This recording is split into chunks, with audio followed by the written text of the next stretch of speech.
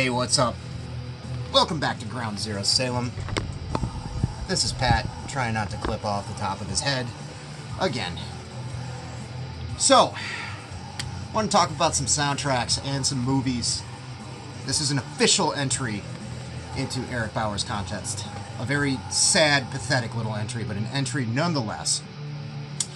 He said to show 3 soundtracks. I do not own 3 soundtracks. I thought I had the soundtrack for Heavy Metal, which would have made it 3. The movie Heavy Metal, the cartoon. I don't know where it went. So I'm reshooting this whole fucking thing.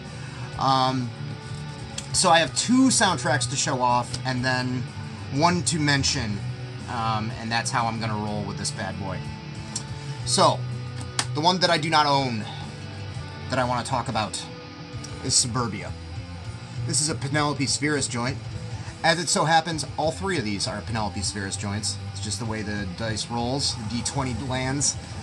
About homeless punks in LA. Some of these guys in extras and kind of 1 or 2 line actors actually were punks. I think this guy was from Crucifix, the guy with Rise written on his pants. You got Flea from the Red Hot Chili Peppers back here. We don't need to talk about him. I actually really like the soundtrack besides the actual songs in the movie. The songs in the movie are fucking great. It's TSOL just as they were entering their Dance With Me period, I believe, and very early DI and Vandal stuff. Great raucous, early 80s hardcore from California. Richard Hung Himself by DI, one of the best. And then you got Pat Brown by the Vandals. I can't remember the name of the TSOL song off the top of my head. Shame on me. But the live scenes are great. And the movie itself is great, too. It's just a classic kind of outsiders, bunch of misfits of society clashing with the local rednecks. And it ends on such a fucking down note. I won't spoil it, but I completely recommend this to anybody who's into subculture movies, if you like movies like Romper Stomper or anything like that. This is about punks. And they actually stole some of the lines in this movie from this movie, The Decline of Western Civilization Part 1, which will be the next soundtrack that I'll be discussing. Like the line, I hate cops, to the max.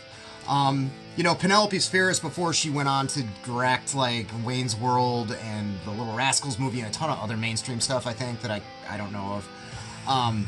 She was accused of, like, trying to make punks look dumb. And I don't know if that was really her aim. You gotta consider that the people that were actually brave enough and crazy enough to be into punk rock in the early 80s, some of them might not have been the smartest or best people. I don't know, there's a lot of different types of people represented in the interviews in this. And there's a lot of sound clips from that on the actual soundtrack, people talking in interviews and stuff. As far as the live performances that are on the soundtrack, excellent. Ron Reyes era Black Flag, but you got Keith Morris right after he joined the Circle Jerks. Great stuff. The Fear songs are completely chaotic. So is the Germ song in kind of different ways. Germ song kind of falling apart. Darby Crash kind of garbling his words, but a great soundtrack. And then the other one that I have is, oh god, excuse me, Decline of Western Civilization Part 2. This is all I got. Sorry, Eric. The follow-up, a couple of years later. The first one was between 79 and 81, was when it was filmed. And the second one, I think, was 86. I believe it was 86. Covering all the hair metal, Sunset Strip, hair metal. Sorry, I don't want to offend anybody. Sunset Strip kind of, covering actually not just that stuff, but all the things going on in LA. I mean, there's plenty of footage of Megadeth on the movie and everything. And I don't remember Rigor Mortis being in the movie, but they have a track on here, Foaming at the Mouth, and what a track it is. Same thing with Metal Church. I don't remember Metal Church being in the movie. I haven't seen the movie in forever. All 3 of the Decline of Western Civilizations are available in a box set for pretty cheap, a Blu-ray, which has been on my want list forever. I just never buy movies anymore, which I might get into in a minute when I start talking about my pile of movies in front of me here. But anyway, this comp is good. It's essentially a comp, just like the other one. I've never been much of a score guy.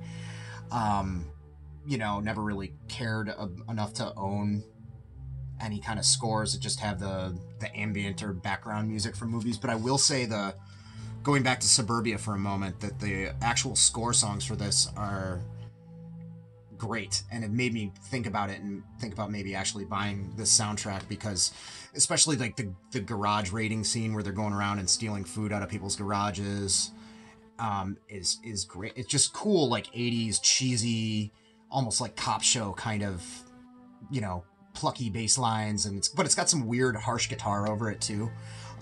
So yeah, I forgot to mention, because I'm caffeinated and babbling, that actually the soundtrack, real soundtrack score parts to Suburbia are the reason that I picked this. They're great. As far as these other ones, these are just comps. They're live recordings, most of them. Except there's more studio stuff on this one, actually. But you got Metal Church the Brave, great song. Cradle of the Grave by Motorhead. You got Armored Saint, Can Run But You Can't Hide. Lizzie Borden doing Born to Be Wild. I don't know about that. Alice Cooper with Axl Rose, Slash, and Izzy of GNR doing Under My Wheels by Alice Cooper. Huh? How about that? Pretty good. This came out on Capitol. This one came out on Slash, the first one. Slash Records, legendary 80s LA punk label that went on to put out Faith No More and all that kind of shit. All right, so there's my meager, paltry entry into the wonderful Eric Bauer's soundtrack contest. Take it or leave it. Too much coffee. My head's gonna pop off. So let's talk about movies now. I figured I'd just discuss these. I gotta say, Ben's video from last night kind of inspired me to just take a bunch of DVDs out and talk about them. I'm not much of a cinephile these days. I end up binge watching a lot of fucking crap on Netflix more than sitting down and taking in movies. But there was a time in my life as a young man where I was very into movies, and like really into Terry Gilliam in particular, who I'll talk about in a minute. But I don't want to start this without talking about Mazes and Monsters. I figured it'd be cool to talk about some movies, since my soundtrack stuff would be very short, and talk about some of my favorite flicks. So Mazes and Monsters, a lot of people ask me, where'd you get that sick intro from? What's that from? It's from this. This is anti-Dungeons and Dragons propaganda, essentially. It was an after-school special that, you know, probably came out on NBC or CBS, ABC, one of the two. Made-for-TV movie, one of Tom Hanks's earliest ones, I think. It's a terrible flick, but it has its unintentionally hilarious moments. Dude has emotional problems, plays D&D, goes away to college after he's sworn off D&D, but falls in with some eccentric youngsters and starts to lose his mind. Starts to see a bunch of rubber monsters and shit. Kind of ends up losing it at the end. Oscar-worthy performances from the entire cast. I'll just say that much. But a good slice of history as far as the whole satanic panic, you know, PMRC era, freaking out over absolutely fucking nothing, pre-internet, pre-very violent video games kind of stuff. So, Ben showed this yesterday, Street Trash. Let's see, Roy Frumkes, I think, is the name of the guy who did it. Fantastic masterpiece of 80s gore. It's got that great filthy New York feel from like Maniac and Combat Shock, but a little bit more playful than those flicks. Just about a bad batch of bum wine that goes around, and a bunch of homeless dudes start exploding and melting. And what can you dislike about that? Great stuff. Cartoonishly violent. Almost like just a trauma movie on crack or steroids or both. I got to see it years ago with live commentary from Mr. Frumkes, and that was great. That was awesome. So love that. Meet the Feebles. Here's another one that has a potential to make you sick if you have a weak stomach. This is a Peter Jackson joint. Actually, I don't hear this discussed a lot. You know, obviously he's known for Lord of the Rings now. He was a cult, you know, gore movie guru before that, known for Bad Taste and Why am I brain farting this? Dead Alive. And then he went on to do Heavenly Creatures and The Frighteners. This seems to be forgotten. I don't know why exactly, because it's a great fucked up movie. I think the first time I saw this was when I was about 20 or 21. I was very hungover. It was a hot day. My friend lived in an office space for some reason, rented it on the cheap and kind of illegally lived there. And I was very, very hungover. And we put this on. It was a dub on a VHS. And it almost made me throw up just between the heat and the, being hungover and feeling like shit. And then seeing all these Muppets proceed to murder each other and get AIDS and vomit and get their heads stuck up their asses. It was really, really something. So, I mean, just a nightmarish version of the Muppets essentially is what it is. And the bad stuff they do behind the scenes. This lizard guy who talks kind of like Doc McFly has a Nam flashback very similar to the Deer Hunter. It's really, really intense. But yeah, always loved that movie. Seen it tons of times. Anyway, great stuff if you're a sick bastard. Then we got Jacob's Ladder. I know this is a big deal, kind of an obvious choice or a big one for a lot of people, but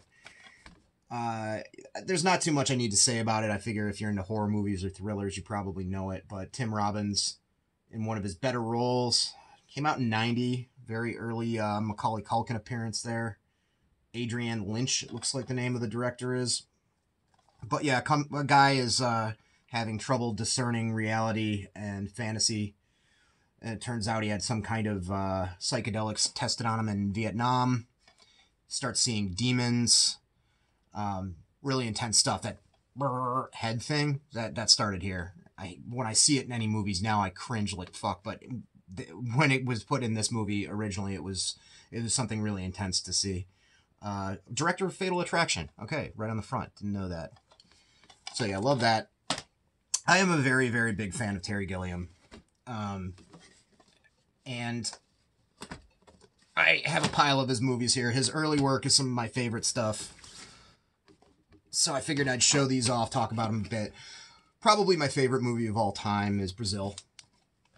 This is the Criterion Collection. Just amazing commentary on bureaucracy, the drudgery of the working life, set in this weird post-apocalyptic but also very antiquated kind of setting. I wouldn't call it steampunk because that shit kind of sucks. But for instance, like all the office workers are working on these fancy typewriters that have big magnifying glasses, and there's all these weird steam pipes through everything. It's about a guy named Sam who figures out through a bureaucratical mistake from the agency that he works for, somebody got murdered that wasn't supposed to be murdered by the state. The target was a guy named Tuttle that was played by Robert De Niro, who is a rogue air conditioning repairman who fixes people's air conditioning without any paperwork. And it proceeds to go nuts from there. Sam starts living in kind of a fantasy world that's very, very fantasy with giants and flying people and shit like that. And meanwhile, in his waking life, he's kind of conflicted between going to a better position to impress society and his mother, played by, can't remember her name, but the lady who played Mona and who's the boss, she's perpetually getting all this like reconstructive facial surgery in it. It's really nightmarish. He has to deal with all these crises of consciousness. It does not have a happy ending. It's this very bizarre nightmare of a movie, and it's great. This has 3 different DVDs on it. There's all these different versions. There was a Love Conquers All version that basically the American distributors, Hollywood essentially, was trying to push Terry Gilliam to make. That's like at least half an hour to 45 minutes shorter. And that version sucks, but it's on here. It has the uncut version and then some other version. But yeah, Brazil is a great, great, great flick. My favorite. Terry Gilliam, if you didn't know, was the American guy, the only American guy from Monty Python. And he made some great flicks that most of which I saw on HBO as a kid. They were on all the time. Time Bandits. There's not much to say about this except it's about time-traveling dwarfs. There's a lot more to say than that, but I'm just going to leave it at that for right now. Fucking amazing movie. Gilliam was the guy who did all those wacky cartoons for the Monty Python troupe. Fisher King, Robin Williams. It's really, this movie's really cool because all the movies leading up to this, Brazil, Time Bandits, Jabberwocky, Baron von Munchausen, had very, very vast kind of scopes to them. There's all kinds of fantastical worlds and just felt huge. And I feel like Gilliam really captured a lot of that in the way he shot stuff. There's like all these kind of infinity shots where you're like looking down a hallway where it just keeps going and going. And he mentioned when he was interviewed for the Fisher King that he wanted to make this feel a lot smaller because it's essentially just about four main characters. Robin Williams is a wacky homeless man whose wife gets killed right after Jeff Bridges' character, who was kind of a shock jock, almost kind of Howard Stern, but left-wing kind of dude, saying that yuppies essentially don't deserve to live and that they suck and they should be eliminated. Well, some psycho came into a restaurant that was kind of more or less a yuppie dive and killed Robin Williams' wife at the time, so he went nuts. Later, after that happens, Jeff Bridges loses his mind, quits his job. Not loses his mind, but loses everything because he's blamed for it more or less. And ends up living with this very nice-hearted lady who's shitty too, and runs into Robin Williams. And the fantasy elements that Gilliam employs in it that are just amazing have to do with essentially trauma and Robin Williams' character dealing with it. He keeps seeing this figure called the Red Knight.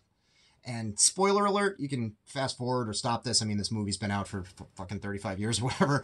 But you can, towards the end, it's revealed that the Red Knight, and I mean, one of Gilliam's best things is the monsters he creates in all these movies. They're so crazy looking. It's so otherworldly. The Red Knight isn't just a knight on horseback. There's all kinds of spires and fabric and all this shit flying off of him. It's almost like from a distance, he's like this weird amorphous kind of shape that's thorny. It's nodded to towards the end that the Red Knight actually looked like the blood splatter coming off of his wife when she got shot in the head by the crazy guy that supposedly the Jeff Bridges character inspired. Just brilliant movie. Very depressing in places, but I mean, it's got a good ending. Wraps up really well. Probably the heaviest other than Brazil that he's done. So, also this was one of my favorites. Adventures of Baron von Munchausen, essentially about a folk figure or a tall tale that's actually a real guy and becomes more and more invigorated by people believing in him. He's a German kind of folk figure, and there's all kinds of traveling all around and to various realms and all this other kind of stuff. It's very, very cool. Robin Williams is on this as well, as the King of the Moon, where Baron von Munchausen and the girl that he's traveling with go to the moon. It's if you like Robin Williams, and enjoy his wackier performances, he's pretty goddamn funny in that scene. There's a lot to this, but this is running long and I don't want to get ahead of myself. And Jabberwocky, this was like his first feature-length movie, and it's essentially feels like Monty Python and the Holy Grail Part 2. It's set in the same time period. It's got a lot of the same kind of feeling to it, but it's a lot darker. And his way of depicting the Jabberwocky creature again is so cool. The creature looks great. Looks very, very close to that classic Jabberwocky, that old painting. I wanted to get that as a back piece at one point. Never happened. Anyway, so yeah, I love Terry Gilliam. Most of my favorite movies are movies that just used to be on HBO all the time. I think a lot of people have forgotten. People don't care about anymore. I had a big habit of staying up really late and watching movies in my teens. So used to flip back and forth between like USA Up All Night, for those of you who remember that, and like Headbangers Ball. Used to catch a lot of stuff on TBS. My parents intermittently had HBO or didn't have HBO, so there are certain movies that used to play all the time. And one of them was Midnight Madness. This is a classic 80s, Animal House inspired frat slob ridiculous junk movie, and it's awesome. Very, very early Michael J. Fox there. Had nerds. It was pretty much about a scavenger hunt, orchestrated by this very rich, very smart nerd, and all these different groups from this one college, all these different teams, they're color coded, have to go out and do all these ridiculous things and find all these. I don't even remember anymore. I haven't watched this in so long, but they have a bunch of tasks ahead of them. There's like an all-female team. There's a nerd team. There's like kind of a dumb brew bro like kind of jock team that drink an entire vat of Pabst Blue Ribbon. I think all the nerds are on scooters. There's a really, really rich dude who's kind of got some like dumb henchmen. The best fake word that's ever come out of any movie is a result of that scene with that particular team. Harold, how long do you intend to keep driving around without knowing where we're going? Hey, Barf, have you unscrambled those letters yet? Tiger beefy? Fucking, yeah, this, if you're into, like, Revenge of the Nerds, if you're into just cheesy 80s shit, you know, particularly people from my generation, and you haven't seen this, you might really enjoy it. You might not, you know. They watched it on Junk Food Dinner, and it seemed like a lot of them didn't like it, but what are you gonna do? Heavy metal. I wanted to mention this soundtrack, which I used to own, but I don't anymore. I guess I could still talk about the soundtrack. I mentioned updates and updates back that the one scene at the very last vignette that shows mutants running over a landscape, sacking a town, how that scene had Mob Rules playing in the background, and that alone was enough to convert me to Dio-era Sabbath when I wasn't that much of a fan previous to that. But this soundtrack, another compilation kind of deal. But it's got Black Sabbath, Blue Oyster Cult, Cheap Trick, Devo, Grand Funk Railroad, Sammy Hagar, Journey, Nazarene, Stevie Nicks, and Trust, which makes sense, because this is based on a French comic book, and Trust was a French heavy metal band. But great vocal talents on this movie. Ivan Reitman put it together. You had John Candy, Harold Ramis, R.I.P. both of those dudes. Candy and Ramis doing the voice of the aliens and robot on the one vignette where it's very random. It's just like they just take this secretary from Earth, and then the aliens get high on some weird drug called plutonium Nyborg, and then they land. That's like the whole thing. But there's all the vignettes in this are great. Based on that great sci-fi comic from the 70s that the wonderful Mobius did the artwork for. Cool stuff. I mean, the last vignette's the best one, with the warrior princess who comes back to save the town from all the marauding mutants and stuff. That scene's also great because it involves a weirdo, almost kind of like alien cyborg version of Devo working in a coal mine, I believe, in the cantina scene. Fucking great flick. Loved it. Used to watch it all the time on TBS. Great stuff. Wizards. I love Ralph Bakshi. He did tons of cartoons for adults in the 70s that were very subversive and very dark. Kind of dropped off around the time he did Cool World, which I think was his attempt, or maybe the studio pushing him or whatever, to do more of a Roger Rabbit kind of thing, because that was the hit movie, I think, like the year before. But his movies from the 70s were really, really messed up and dark and very smart. This movie's about all the old creatures coming back after a nuclear holocaust, namely, you know, elves and fairies and all that good shit. Magic returning to the world, and part of the earth being completely destroyed by nuclear war brings out mutants and monsters and demons. And it's about two wizards who are brothers. One's good, one's evil. The evil one's a mutant. The good one's just a human, I think. I think he's an elf, whatever. But they go to war once in a while, intermittently. The good guys always win because the mutants are cowards and they have nothing to mobilize them, until the bad wizard discovers a bunch of 1930s and 40s Hitler propaganda that he projects into the sky somehow, and it whips all the demons up into a frenzy. And it's really intense portrayal of, you know, how propaganda like that stirs people into bloodlust and everything. Again, spoiler alert, fast forward if you want to. If you haven't seen this classic, you goddamn should have. But kind of anticlimactic but really funny at the same time. When they finally get to the Wizard's Keep, the good wizard just kills his brother with a gun. No magic, no power of love, just a fucking gun. Funny stuff. Another one, always on. My friends and I, well, mostly my clever friend Mike, used to call TBS the Beastmaster station for a reason. Or HBO, hey, Beastmaster's on. There's a bunch of swords and sorcery stuff happening after Conan had the wild success that it did after it came out. And some of those movies are good.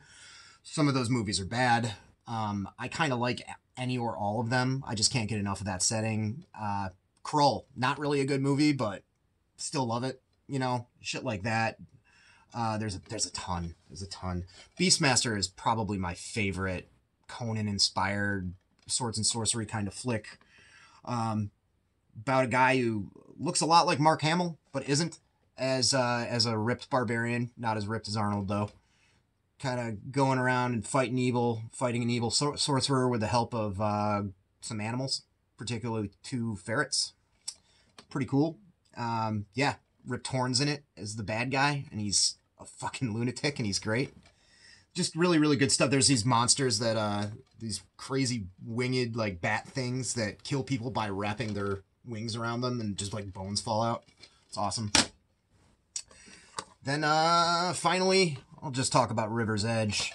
Motherfucker Food Eater. One of the best insults hurled in any piece of cinema ever. A very young Keanu Reeves, doing what he did best and playing an out-of-it kind of stoner guy. About a bunch of teens, metalheads. Also a good soundtrack for this one.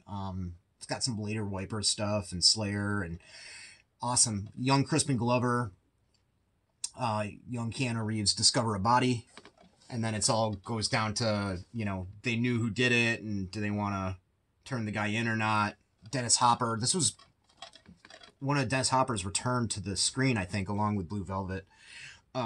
He's great in it. He's this drug dealer named Feck, and he's a nut. It's awesome. Crispin Glover driving around listening to Show No Mercy by Slayer the whole time. On speed. Cool flick. I don't know what else to say other than that. Again, you could consider this almost to be sort of a subculture kind of flick because it's all like kind of, burnout, Hesher, metalhead type kids in the Pacific Northwest, I believe. So, yeah. That's it. That's all I got for you. That was my discussion over movies and soundtracks. I am gonna upload this and get on with my fucking day. Wanted to mention this before I get out of here. Unfortunately, I got a new webcam, and the quality is really nice, but for some reason I'm having some technical difficulties, and it's cutting out on me. The audio is not syncing up with the video. It's like stuttering, So I don't know if I need to download a new driver. My computer's getting a little old, a little angry in its old age, so maybe that has something to do with it. I'm not sure. It's kind of a bummer, but maybe, hopefully, I'll be able to bring you guys something that looks a little nicer soon. Might be a blessing in disguise because I turned it on and tested it out this morning, earlier today, and man, I need to shave and I need to shower, and it really brought that out very clearly. So I probably spared you at least with this particular day of shit not working right as usual. All right. Anyway, that's enough of that. Have a good one.